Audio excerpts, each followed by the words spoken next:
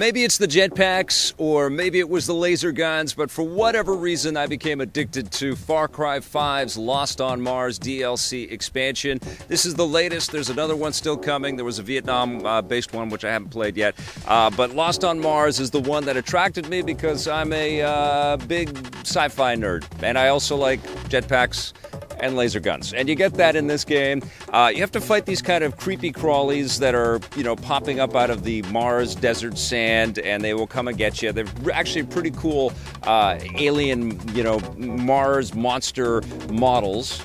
And it's fun to blast them, and they are pretty tough, and they escalate and challenge as you become more adept with your skills and are augmented with better abilities and better weaponry.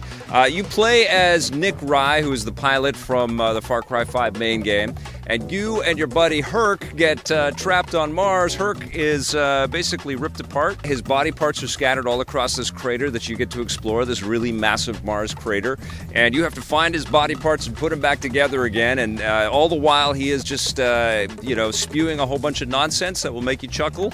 And then there are all these weapons that have these double entendres and other meanings in their titles, but basically you're scaling up from pistols and laser guns and shotguns and sniper rifles and rocket launchers. You get little sort of elements of all of those types of weapons in the guns that you are given, but they all look like sci-fi from the 60s kind of weaponry, which is pretty cool. And the jetpack changes the game experience considerably because you feel a little sort of hampered by the gravitational pull. Even though you have a little bit more bounce on Mars, when you get the jetpack, it makes a big difference. You can actually fly up to top ledges and jump up to towers, and the towers are all sci-fi themed as well.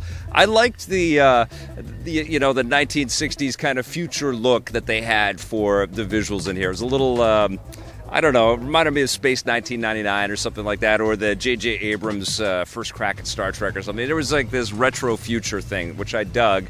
And it has a kind of a Mars Attacks zaniness all the way through this thing. I like blasting at the bad guys, which are for the most part giant spiders. And some of them are tougher, and then you fight queens who kind of manage a bunch of areas where there's nests of eggs. You also get into this weird situation where you breathe in all of this Mars dust. You get kind of high in this game, and then you're off where they transport you back to a screwed up version of the Montana that you played in Far Cry 5, and you'll fight some of the bad guys that you saw in Montana as well, just to mix it up. For the most part, though, this is another Mars game that has the challenge of making Mars look interesting when it's all just red dirt and dust and rocks, and it's a lot of that. And then every once in a while you see spacecraft debris, or one of the towers has fallen or something like that. You can pick up grenades and weapons that augment your shield. You can actually pick up a weapon that will change some of the bad guys into cows or chickens. Cows or chickens play a part in this story as well. But I kind of got hooked just exploring and picking up Herc's body parts, and the chit-chat that was going back and forth, and the mechanics were pretty solid. I forgave its sins of being set on Mars, which has always been a pretty boring setting in video games. I forgave it. I just started to get lost in it, and I played it and enjoyed it.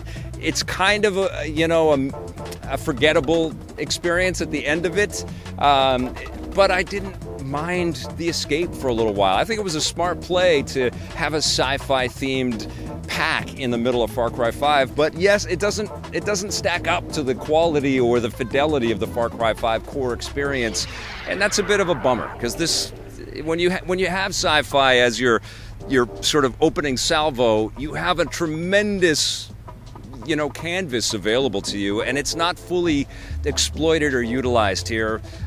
But it's still fun. The core gameplay was fun, and the camaraderie of the characters is fun, and the bad guys were fun to blast away. It did feel like they just had a little bit of fun, but then they silly putty stretched it out so that it would go on for about 10 hours or so.